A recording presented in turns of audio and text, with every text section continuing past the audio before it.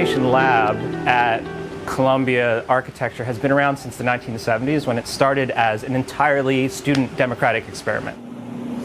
So over time we've come together, and it's something that is both sort of run in the sense that students staff and work in this space and keep it running along with me, in that we have a sort of an overall sense and conversation among the faculty and the students about what this place should be and what machines we should have. One of the big changes that I've made here at the school is to kind of rethink making at the school and expand our fabrication lab to really become a maker space. This is a very interesting moment where students and faculty are hybridizing what we call the analog and the digital. So it's not just about fetishizing the digital and being cutting edge and having million-dollar robots and doing research, but really bringing together old ways of thinking through making and casting and using wood, and with the highest technology of 3D printing and milling. And so there's a lot of kind of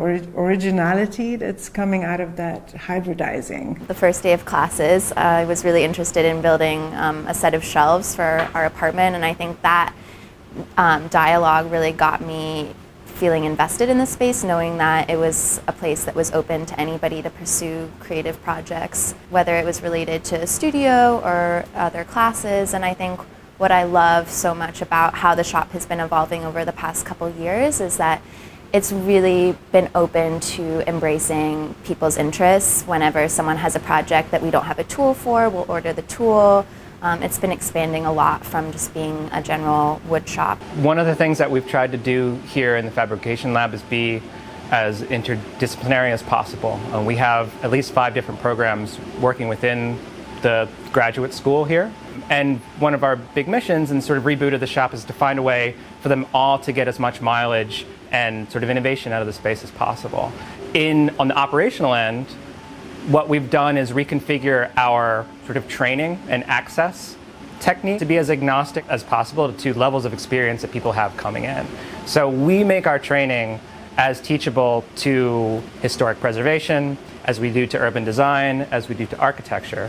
So everybody learns the sort of same concepts in the beginning, and then they can sort of perform together in materials in the shop to the same level. And then when people see what each other are working on that is not necessarily something that they might normally work on, there's an instant conversation that just proliferates and explodes. As a student, you have all these resources, especially for the last 2 years.